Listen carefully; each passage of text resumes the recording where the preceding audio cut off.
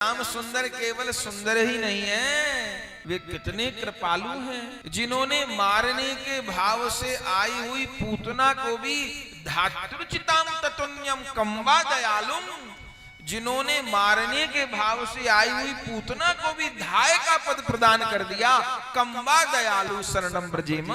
तो जो सुखदेव जी जन्म लेते ही ग्रह त्याग कर दिए, पिता के बुलाने पे भी नहीं आए, आज वे भागवत जी के दिव्य श्लोकों के आकर्षण से पुनः वेद व्यास जी के चरणों में आ गए, अपने पिता को दंडवत प्रदान किए हैं और हाथ जोड़ के कहे, हे पिताजी, अहो वह दिव्य धन मुझे प्रदान कीजिए।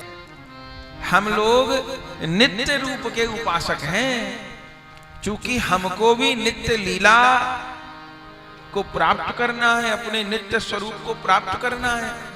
तो ये जो तोते का रूप है सुखदेव जी का, ये उनका नित्य रूप है, जिस रूप से वो सदा सदा प्रिया प्रियतम के निकट विराजमान है। तो श्री सुखदेव जी ने वेद व्यास जी के यहाँ पुत्र रूप में अवतार ग्रहण किया, लेकिन अवतार ग्रहण करके माता पिता के निकट रुके नहीं। वेद व्यास जी पीछे भागते रहे, लेकिन श्री सुखदेव जी चल पड़े वन के लिए। पीछे पीछे वेद व्यास जी जा रहे हैं और इसी श्लोक को गाते हुए, यम प्रवरजंत मनुपेत मपेत कृत्यम द्वैपायनो विरह कातरया जुहावः पुत्रेति तन्मयतया तरवोभिनेदु तं सर्वभूत हृदय मुनिमानतोऽस्मि। पुत्र विरह में कातर होकर के पुत्र पुत्र कहते हुए श्री सुखदेव जी के पीछे जा रहे हैं, लेकिन सुखदेव जी नहीं रुकते। जहां जहां से सुखदेव जी होते हुए गुजरे जंगल में से, जिस वृक्ष लता से उनका शरीर छू गया, उन वृक्ष लताओं में आत्मभाव पैदा हो गया। सुखदेव जी तो उत्तर दिए नहीं पिताजी को, वो वृक्ष लता सुकोहम कह करके वेद व्यास जी को सांत्वना देने लग गए। सुखदेव जी रुके नहीं। सुखदेव जी तो वन में जाकर के छिप गए। आखिर में वेद व्यास जी लौट आए। लोगों ने वेद व्यास जी को कहा, महाराज, भागवत जी में तो बड़ी बात आप बताए हो, मोह मत करो, मोह माया से दूर रहो, कोई अपना नहीं, बस भगवान का भजन करो, ये सब बात आप बताए हो, और खुद आप इतने मोह में पड़े हुए हो कि बेटा तो मुंह उठा के देखे नहीं और आप भाग रहे हो पुत्र पुत्र कहते हुए इनके पीछे। ऐसा क्यों? वेद व्यास जी ने कहा, भैया, मैं पुत्र मोह के कारण सुखदेव जी के पीछे नहीं गया।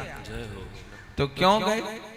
अरे मैं इसलिए पुत्र पुत्र कह के नहीं भागा कि बेटा आके मेरी वंश परंपरा बढ़ावे, कि बेटा मुझे कमा के लाके दे, इसके लिए नहीं गया। जो क्यों गए आप? मैं इसलिए गया, अरे सुखदेव, तुमको बाबा जी बनना है तो बन जाओ, तुम्हें वन में जाना है तो चले जाओ, लेकिन मेरे यहाँ जो प्रभु की कृपा से भागवत रूपी संपत्ति प्रकट हुई है, उस भागवत को तो लेते जाओ, उन भागवत जी को ग्रहण कर लो, फिर तुमको जहां जाना है वहां रहो। मुझे न तो तुमसे सेवा करवानी है, न तुमसे वंश परंपरा बढ़वानी है, और न मुझको तुमसे कोई और आशा है। मैं तो बस ये चाहता था कि मेरे से भागवत जी ग्रहण कर ले, फिर जहां जाना है जाए। बोले वो तो नहीं रुके, अब क्या करेंगे? तब श्री वेद व्यास जी ने कहा, मैं जान गया कि ये सुखदेव किसी माता पिता की आसक्ति, शरीर संसार की आसक्ति के कारण तो नहीं लौटेंगे, क्योंकि ये तो मायातीत महापुरुष हैं। तो कैसे आएंगे? बोले इनका वैराग तो पूरा 100 पैसा पक्का है। लेकिन अब ये आएंगे तो भगवत लीला के आकर्षण से ही आएंगे। वेद व्यास जी तो जान गए ना कि ये सुखदेव कौन है, ये तो नित्य गोलोक के लीला सुख हैं। तो कितने मैया बाबा रोमई नहीं लौटने वाले, ये कौन सी डोरी से खिंच के आएंगे जब इनको श्याम सुंदर की लीला सुनाई जाएगी, जब इनको प्रभु का लीला चरित्र का आकर्षण दिया जाएगा, तभी ये लौट करके आएंगे। तब वेद व्यास जी अपने कुछ ऋषि बालकों को बुलाए और उनको भागवत जी के 2 श्लोक याद कराए और कहा जहां सुखदेव विचरण करते हैं वहां जाकर के भागवत जी के इन 2 श्लोकों का गान करना। और ये 2 श्लोक कौन थे? इसमें एक श्लोक तो 10वें स्कंद के 21वें अध्याय का वेणु गीत का श्लोक है, जिसमें भगवान की वेणु माधुरी का वर्णन किया गया है और श्री कृष्ण बलराम के गैया चरा के लौटने की छवि का वर्णन किया गया है। और दूसरा श्लोक जिसमें श्री कृष्ण की दयालुता का वर्णन किया गया है। वेद व्यास जी ये 2 श्लोक अपने शिष्यों को याद कराए और कहा जहां सुखदेव जी विराजते हैं वहां जाके इन श्लोकों का गान करो। ऋषि बालकों ने इन दोनों श्लोकों का गान किया।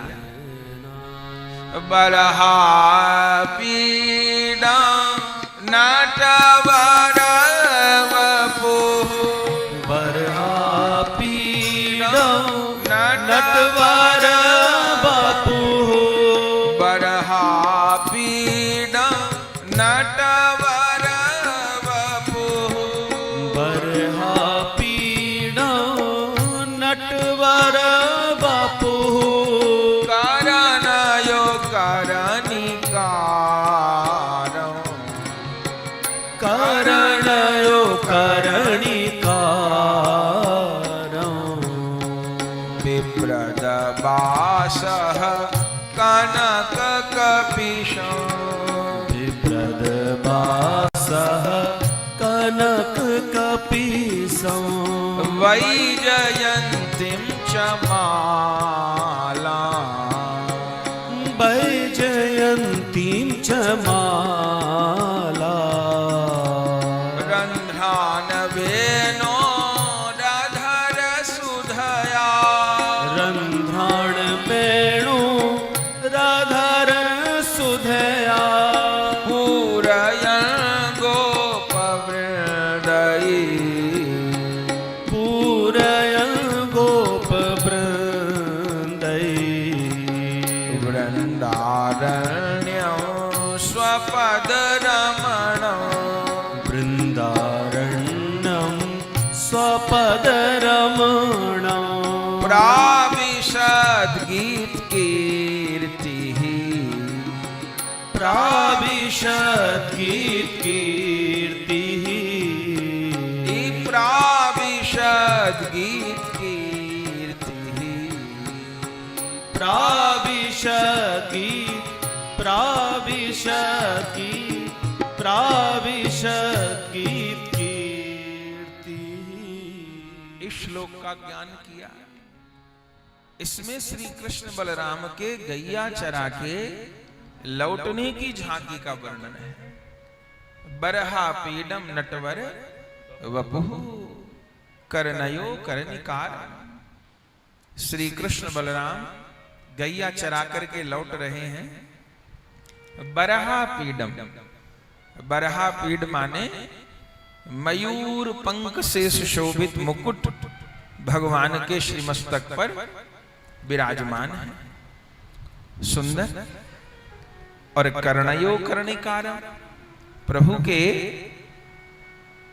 कान पर कनेर का पुष्प शोभायमान है। प्रभु की दोनों भ्रकुटी के बीच में गोरोचन का तिलक है और तिलक के दोनों ओर चंदन केसर की महीन पत्रावली कपोलों तक अंकित है। सुंदर नासिका में बुलाक झूल रहा है, चिबुक पर हीरा दमक रहा है, कान में प्रभु के मकराकृत कुंडल शोभायमान है, कंठ में एकदम कंठ से लगा हुआ मोतियों का हार है, दुलरी, जिसके बीच में सुंदर नीलम का पदक लगा है, उसके नीचे फिर एक से एक जुड़े हुए कितने दिव्य आभरण हैं। प्रभु की कटी में करधनी है, कैसा सुंदर प्रभु ने पीतांबर धारण किया हुआ है, चरणों में प्रभु के पैजनी है, कनक वासः कनक कपिशम वैजयंतीं च माला, वह पीतांबर प्रभु का स्वर्ण की तरह दमक रहा है, और प्रभु के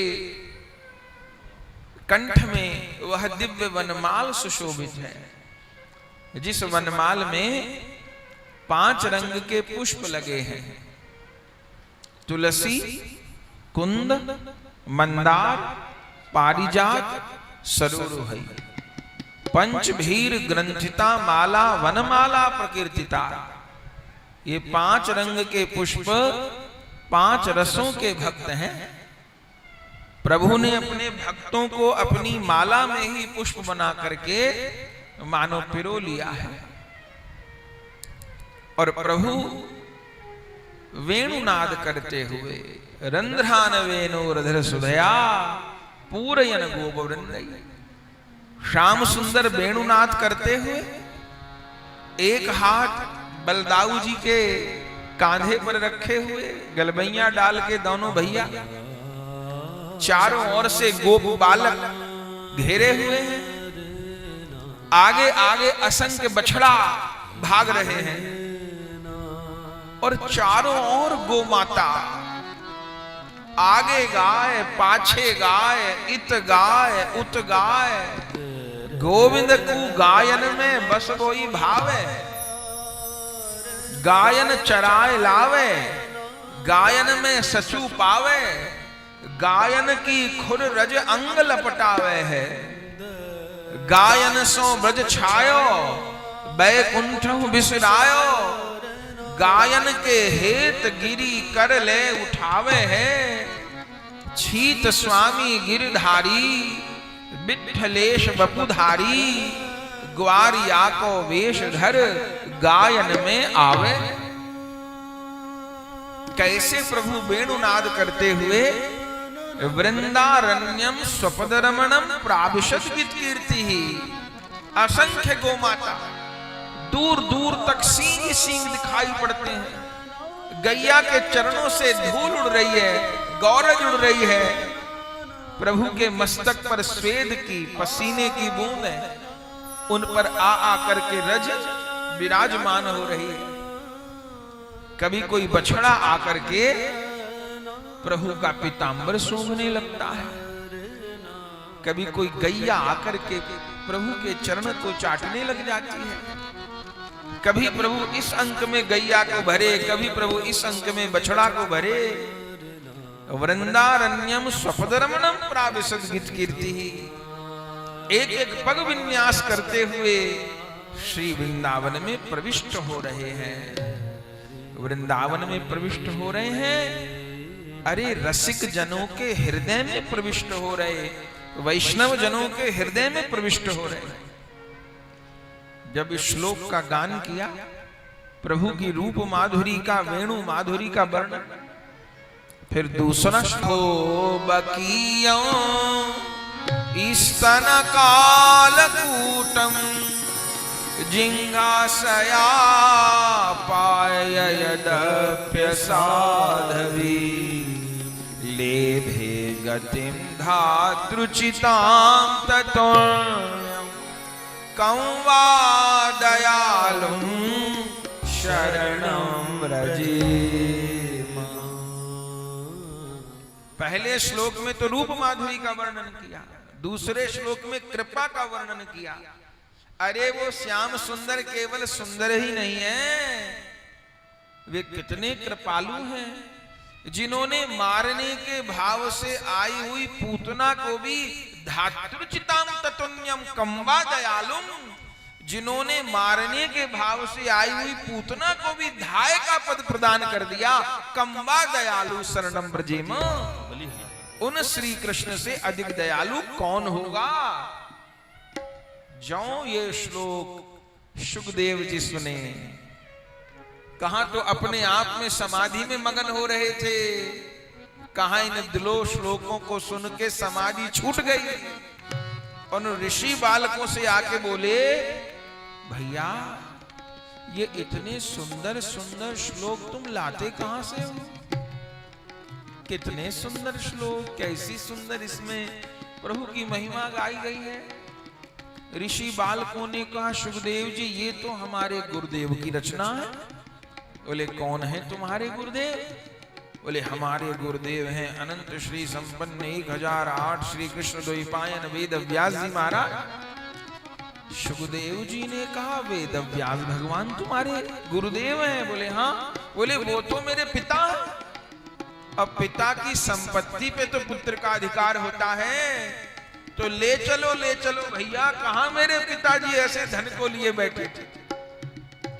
तो जो सुखदेव जी जन्म लेते ही ग्रह त्याग कर दिए, पिता के बुलाने पे भी नहीं आए, आज वे भागवत जी के दिव्य श्लोकों के आकर्षण से पुनः वेद व्यास जी के चरणों में आ गए, अपने पिता को दंडवत प्रदान किए हैं और हाथ जोड़ के कहे, हे पिताजी अहो वह दिव्य धन मुझे प्रदान कीजिए। वेद व्यास जी ने हृदय से लगा लिया सुखदेव जी को। सुखदेव जी चरणों में बैठे हैं और संपूर्ण भागवत जी को ग्रहण किए। तो इस प्रकार सुखदेव जी को यह भागवत जी प्राप्त हुई। और अब इन सुखदेव जी से यह भागवत जी परीक्षित जी को कैसे प्राप्त हुई, उसके लिए महाभारत के अंतिम चरण से परीक्षित जी की जन्म कथा को कह रहे हैं।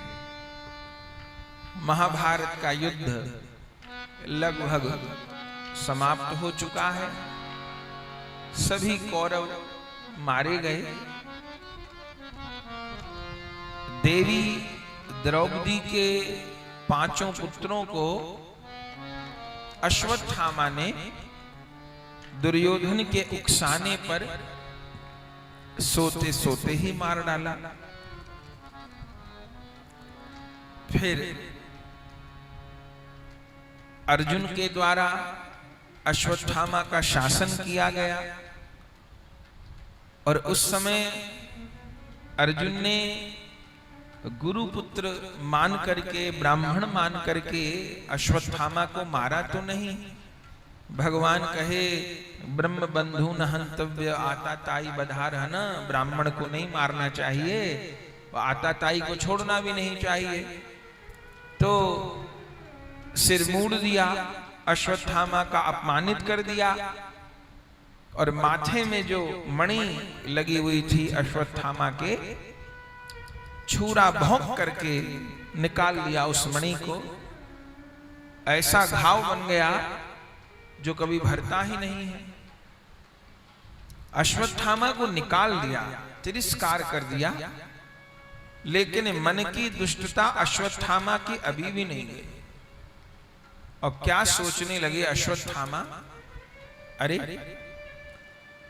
पांडवों के 5 पुत्र तो मैंने मार ही दिए सोते सोते।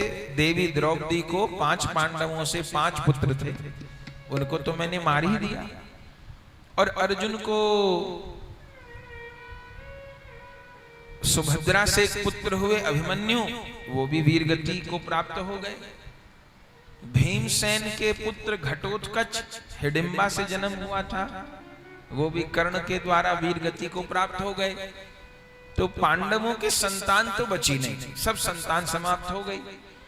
और पांडव तो बूढ़े हो गए, अब तो उनके यहां संतान होगी नहीं। लेकिन सुना है कि पांडवों की जो कुल वधू है अभिमन्यु की पत्नी उत्तरा वो गर्भवती है। यदि मैं उत्तरा का गर्भ नष्ट कर दूं तो फिर पांडव निर्वंश हो जाएंगे। दुष्ट की दुष्टता नहीं छूटती।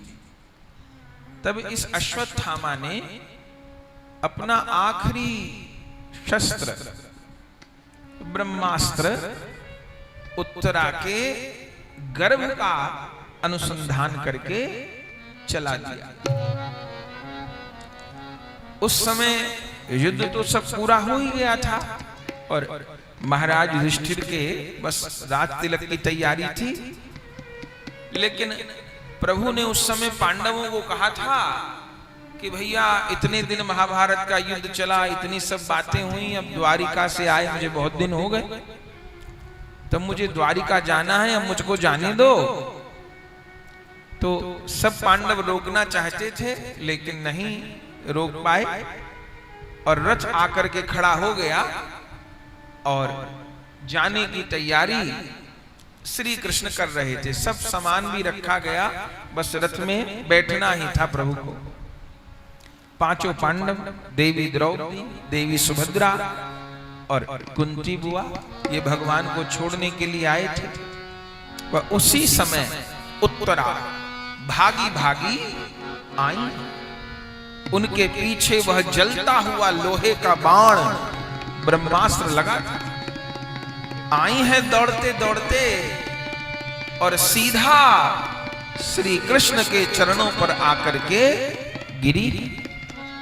पाहि पाहि महायोगिन देव देव जगतपते नान्यम तद्भयं पश्ये यत्र मृत्यु परस्परम। हे श्री कृष्ण पाहि माम रक्ष माम रक्ष माम। मैं आपकी शरण हूं, मेरी रक्षा करो। आज सब व्यक्ति एक दूसरे के मृत्यु के कारण बन रहे हैं। यत्र मृत्यु परस्परम, सब एक दूसरे को खा जाना चाहते हैं, एक दूसरे की मृत्यु के कारण बने हैं।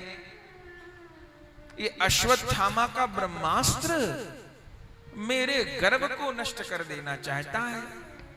हे श्री कृष्ण, मैं आपकी शरण हूं, मेरी रक्षा करो।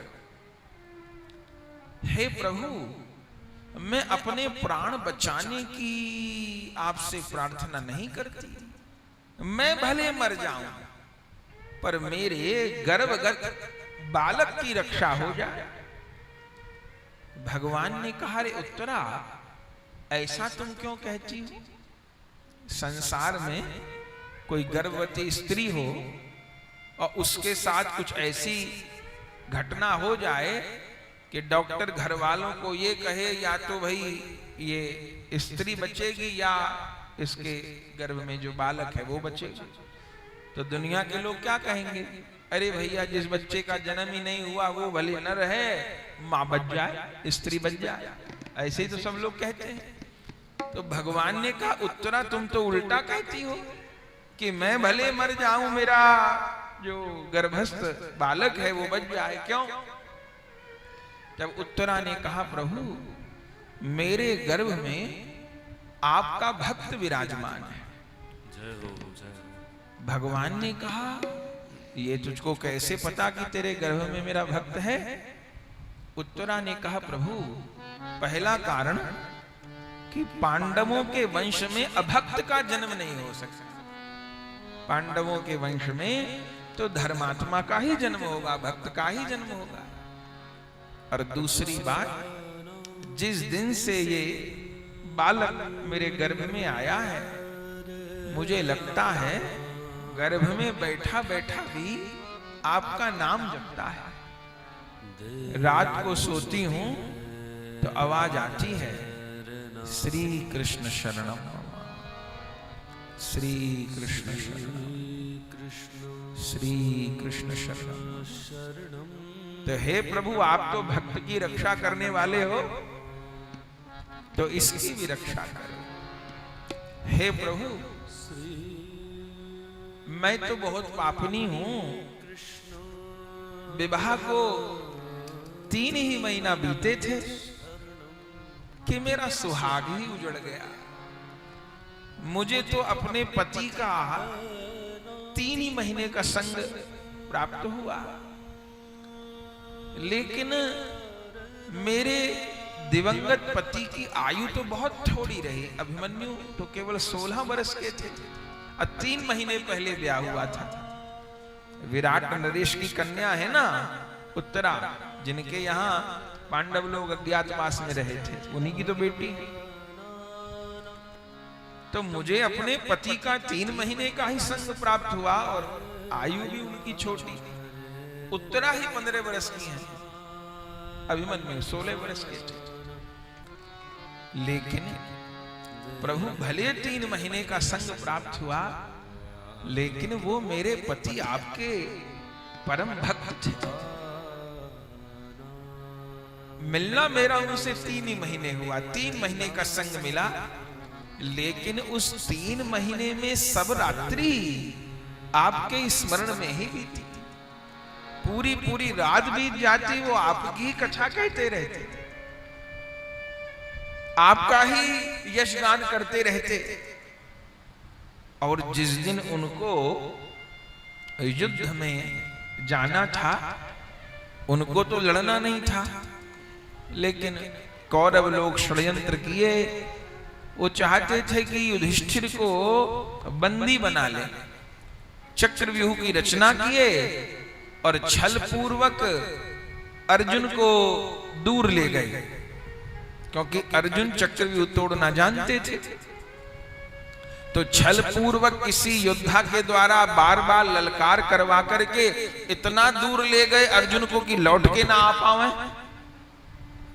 और इधर चक्रव्यूह की रचना की ताकि हम युधिष्ठिर को बंदी बना लें। युधिष्ठिर बंदी हो गए तो फिर युद्ध हार गए, जब राजा ही बंदी हो गया तो मेरे पति देव को तो युद्ध नहीं लड़ना था। लेकिन जब ये समाचार आया कि चक्रव्यूह की रचना हुई है, तो मेरे स्वामी युद्ध के लिए चले। वो तो एक ही दिन गए थे युद्ध लड़ने, अब वहां से लौटे ही नहीं। फिर जब जाने लगे तो जैसा अपने परिवार में होता है कि रानी अपने राजा के माथे पर तिलक करती है विजय का, तो मैं भी तिलक करने चली। 3 महीने का मुझे गर्भ। उस समय जब मैं तिलक करने लगी तो मुझे बड़े बड़े अशुभ संकेत होने लग गए। मेरा दाहिना अंग फड़कने लग गया, कोई कौवा कर्कश बोलने लग गया, गैया के रोने की आवाज मुझे आने लग गई। तो बड़े मुझको अशुभ संकेत हुए। लेकिन युद्ध का समय था तो मैंने तिलक तो कर दिया, और उस समय मैं घबरा गई। तो मैंने उनको निवेदन किया कि महाराज मत जाओ, मेरा मन बहुत घबरा रहा है, मत जाओ। तो मेरे स्वामी ने मुझको कहा, देवी युद्ध में जाते पति को नहीं रोकते, तुमको पता नहीं कि राष्ट्र पर संकट आया है। पिताजी तो बहुत दूर निकल गए हैं और बड़े पिता को माने युधिष्ठिर जी को ऐसे ऐसे बंदी बना लिया जाएगा, तो मुझे जाना होगा। मैंने कहा कि मुझे बहुत घबराहट हो रही है, मुझे बड़े अशुभ संकेत हो रहे हैं। तो महाराज मेरे पति स्पष्ट बोले, कह रहे यही तो होगा कि संध्या में नहीं लौटूंगा। मैंने कहा कैसी बात करते हो? तब मेरे पति बोले, अरे छत्राणी तो 2 ही कारण से बालक को जन्म देती है। या तो वह बालक राष्ट्र की रक्षा करते करते अपने प्राणों का बलिदान दे दे, वही मां का बालक को जन्म देना सार्थक है, या तो वो राष्ट्र भक्त को जन्म दे या वो राम भक्त को जन्म दे, या तो गोविंद की भक्ति करके भवसागर पार करके गोविंद के चरण कमल को प्राप्त करे, अथवा राष्ट्र की सेवा में, धर्म की रक्षा में, गऊ की रक्षा में अपने प्राणों का उत्सर्ग करे।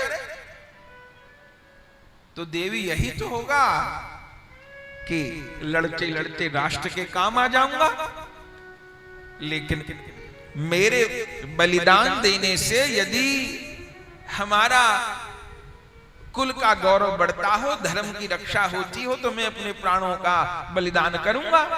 क्योंकि कौरव साक्षात अधर्म है और मेरे पिता पांडव जिस और श्री कृष्ण है वो साक्षात धर्म है, तो धर्म के लिए प्राण देने पड़ जाए तो कोई बात नहीं। तो जब ऐसे उन्होंने कहा तब तो मैं रोने लगा। मैंने कहा महाराज क्या कह के जा रहे हो कि न लौटूं तो जब आप ऐसे वचन कह रहे तो मेरी भी सुन लो। बोले कहो, ज्यादा समय नहीं है। तब मैंने कहा यदि आज संध्या समय कोई अशुभ समाचार मैं सुनूं तो मुझे भी आज्ञा दे जाओ। क्या आज्ञा दे दूं कि फिर मैं भी सती तो हो जाऊं? ये आज्ञा दे जाओ, यदि मुझे कोई बुरी खबर सुनने को मिले तो मैं सती हो जाऊं, ये आज्ञा तो दे जाओ। तो मेरे पति मुझे ये आज्ञा नहीं दिए। बोले नहीं, खबरदार उत्तरा, सती तुझे नहीं होना है। मैंने कहा क्यों? बोले तेरे पेट में हमारे वंश का बीज है, तुझे उस बालक को जन्म देना है। मैंने कहा महाराज मैं कैसे जीऊंगी, आपसे ही मेरा जीवन है।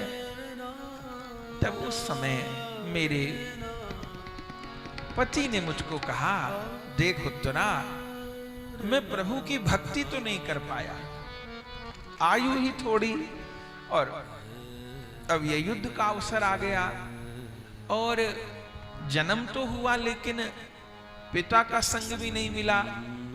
जब मेरा जन्म हुआ उसके बाद फिर वनवास, पांडवों को अज्ञातवास, माने मुश्किल में ही जीवन निकला। और अब पिता से मिलने का अवसर आया तो ये युद्ध आके खड़ा हो गया। मैं जा रहा हूं, अब पता नहीं होगा क्या, खबर नहीं, तो मैं भक्ति नहीं कर पाया। अच्छा तो देख हमारे पुत्र का जन्म होगा। मुझे तो मेरे पतिदेव पहले ही कह गए, जैसे उनको आप ही ने अनुभव करवा दिया। बोले देखना पुत्र का जन्म होगा, और जो मैं नहीं कर पाया वो मेरी ओर से मेरा पुत्र करेगा। मैं भगवत भक्ति नहीं कर पाया, अवसर ही नहीं मिला। तो तुझे सती नहीं होना, तुझे बालक को जन्म देना है, उसका पोषण करना है, और वो कुछ बने कि न बने, पर मैं तुझे सौगंध देता हूं कि उस बालक को तुझे भक्त बनाना है। और वो जो बनेगा वो अपने भाग से बनेगा, पर तुझे उसको भक्त बनाना है। ये कह करके मेरे पति गए। और महाराज मेरा ही दुर्भाग्य है, गए। पहले तो खबर आती रही कि बहुत जोर लड़े। एक मेरे पति ने पूरे चक्रव्यूह को छिन्न भिन्न कर दिया, 100 के 100 कौरव कांप गए, लेकिन घुस तो गए चक्रव्यूह में। लेकिन उन पापियों ने घेर लिया, उन्होंने तो शर्म भी नहीं की। युद्ध में तो ये निर्णय हुआ था कि एक महारथी एक से लड़ेगा। ये निर्णय हुआ था कि 7-7 महारथी एक 16 साल के किशोर के ऊपर टूट पड़ेंगे। अश्वत्थामा, दुशासन, दुर्योधन, कर्ण, कोई इधर से तलवार मार रहा था, कोई उधर से तलवार मार रहा था। पहले तो खबर आती रही कि ऐसे लड़ रहे हैं, पर संध्या होते होते तो मैं लुट गई। मैं तो सती हो जाती, पर केवल इस गर्भ के कारण ही अपने प्राणों को रोका है। पर ये कैसी विपत्ति आई? वे तो कह गए कि बालक का जन्म होगा, बालक से भक्ति कराना, अब ये ब्रह्मास्त्र। तो हे गोविंद नान्यम त्वद्भयम पश्ये यत्र मृत्यु परस्परम, सब एक दूसरे के मृत्यु का कारण बन रहे हैं और युद्ध बस जमीन के लिए, पैसे के लिए, इसी के लिए हो रहा है। तो हे गोविंद मुझको तो न किसी राज्य से लेना देना है, न मुझे किसी धन संपत्ति से लेना देना है। भले मुझे अपने बालक को ले जाकर के कहीं वन में भिखारिन की तरह रहना पड़ जाए वो भी स्वीकार है, लेकिन अगर मां बनने का अवसर मुझे मिला है तो मेरी संतान आपकी भक्त होए। जिस मां की संतान भक्त बन जाए, आपका भजन कर ले, उस बालक की भक्ति के कारण उसके मां बाप का भी उद्धार हो जाता है। तो ऐसा मान लीजिए कि मेरा स्वार्थ है, मैं तो कोई भगवत भक्त हूं नहीं, कोई मैं आचरण नहीं जानती, लेकिन इस बालक के द्वारा आपकी भक्ति बने।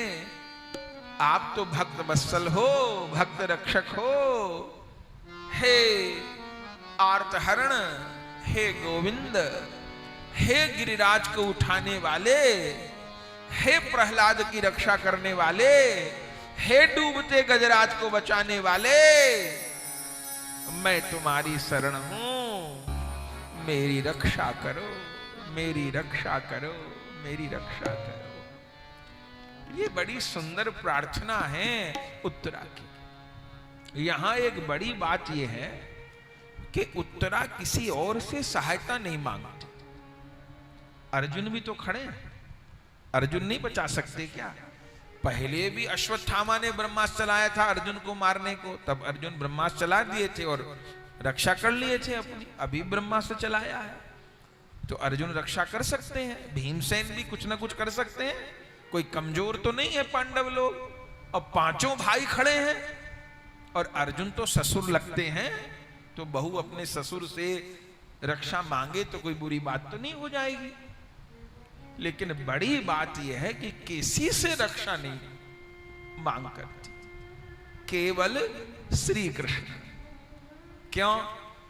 बोले जब पांडवों पर भी विपत्ति आती है तो वो भी जिन श्री कृष्ण से ही शरण मांगते हैं, मैं भी उन्हीं से मांगू ना।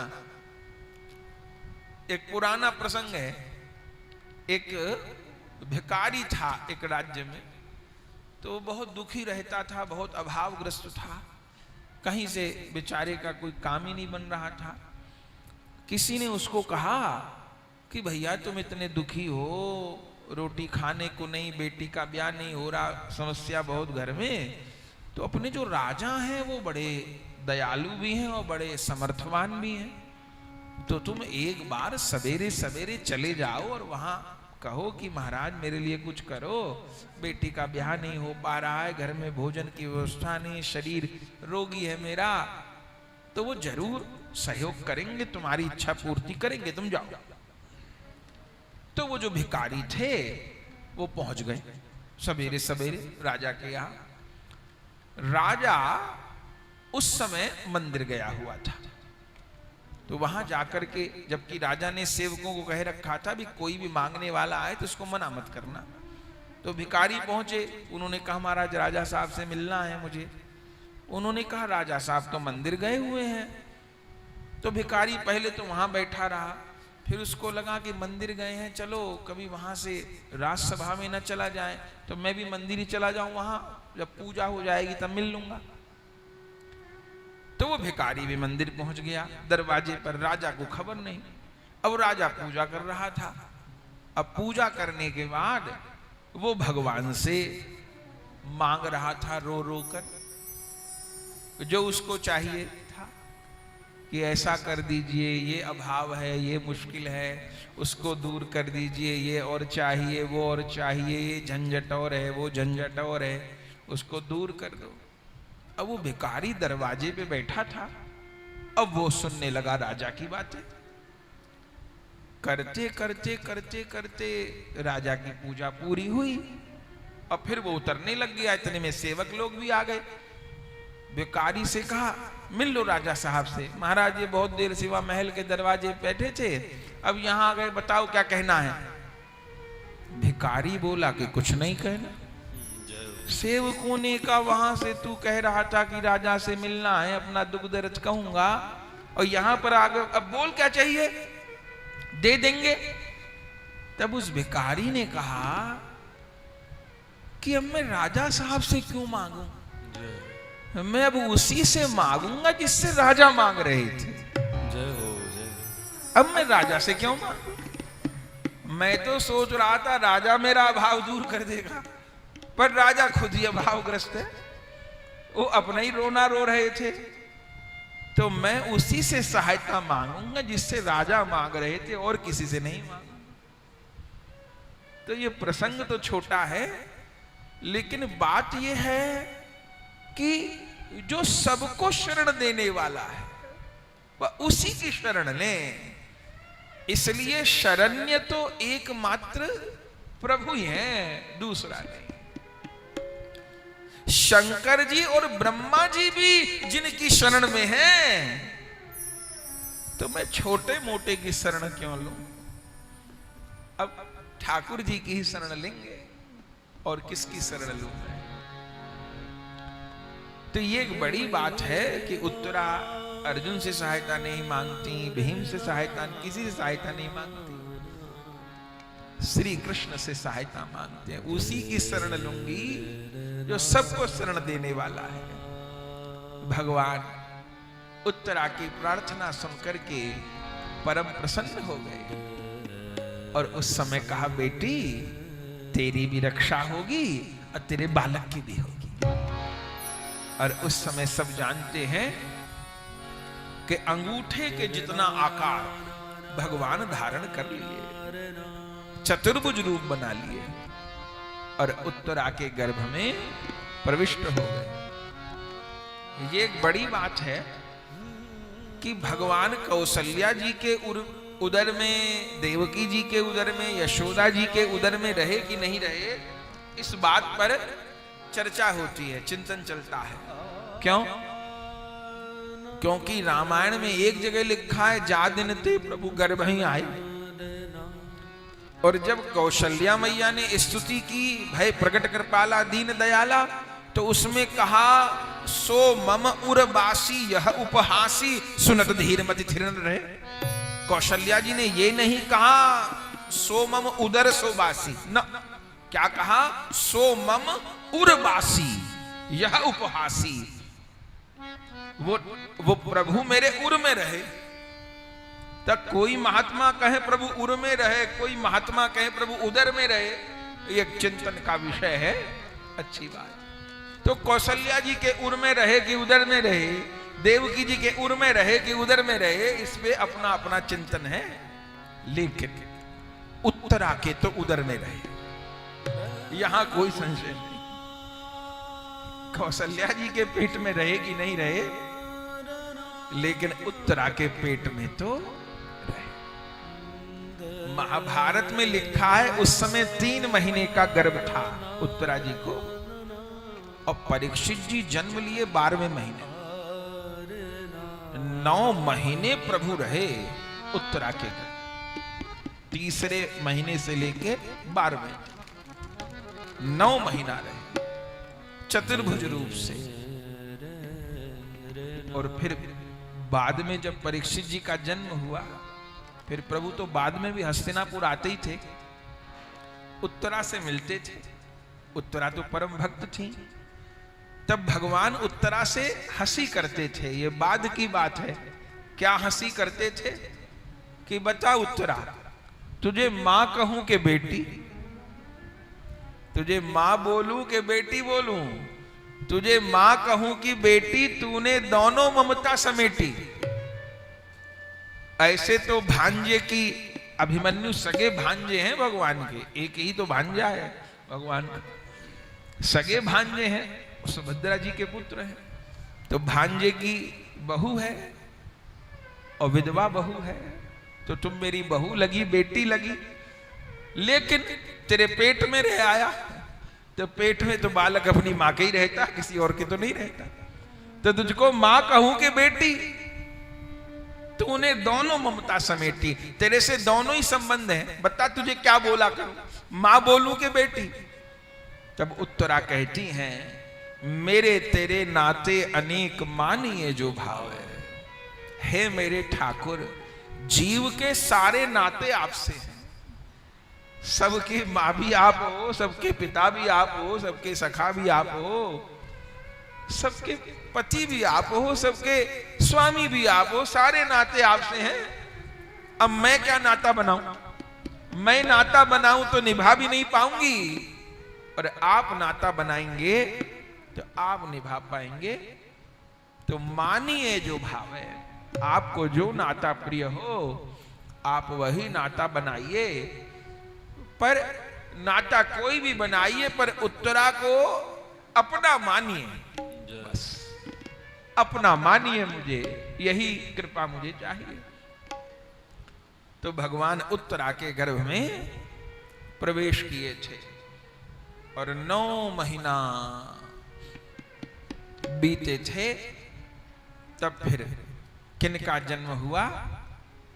जो भागवत जी के मूल श्रोता है, भागवत जी के मुख्य वक्ता हैं सुखदेव जी, पहले उनकी चर्चा सुने। और भागवत जी के मूल श्रोता हैं श्री परीक्षित जी। ऐसे भागवत जी शौनक जी ने भी सुनी, हम लोग चर्चा कर चुके, ये विदुर जी भी सुनेंगे और भी सबने सुनी। लेकिन जहां जहां भागवत जी होती हैं, जो भागवत जी कहने आते हैं, उनमें हम सुखदेव जी का दर्शन करते हैं। ये नहीं मानते कि कोई महाराज आए हैं, कोई व्यास आए हैं, कोई संत आए हैं। जो भागवत जी कहते हैं उनमें हम लोग सुखदेव जी का दर्शन करते हैं कि मेरे लिए सुखदेव जी इस रूप में आए हैं कृपा करने के लिए। ठीक बात। और जो भागवत जी कराते हैं, मुख्य यजमान होते हैं, उनमें हम लोग परीक्षित जी की भावना करते हैं कि ये परीक्षित। तो क्यों? औरों ने भी कहीं, औरों ने भी सुनी, पर कारण यह है कि सुखदेव जी ने जैसी कही ऐसी किसी ने नहीं कही। अब परीक्षित जी ने जैसी सुनी ऐसी किसी ने नहीं सुनी।